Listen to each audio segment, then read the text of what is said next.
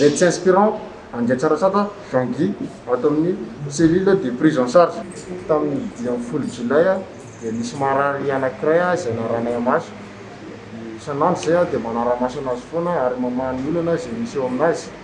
Dia androany izy dia sitrana soamantsara dia nanome fisaorana anay ato amin'ny cellule de prise en charge ary misaotra bebe mihitsy izy noho ny fahasotranana. Zahay eto amin'ny cellule de prise en charge dia vonona foana anatiny izay marary rehetra voan'ny coronavirus ary hanatanteraka ny asanay afaka asan-davana amin'ny fanaraha-maso anareo mpiray tanindrazana amin'ny fivalan'aretana Covid-19 ity. Gendarme de deuxième classe Ramazy Malala Manevy atao amin'ny cellule suivi plateforme nationale de gestion Covid-19.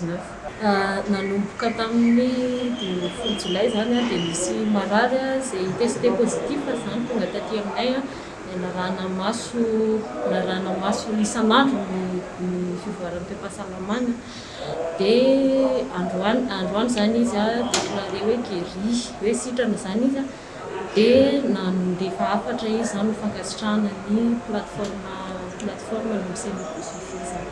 Misaotra vahoaka malagasy zany mametraka fitokisana aminay izay koa vonona foana satria izay koa no antom-pisiana eto dia nikarakaratsika izay marary ny Covid-19.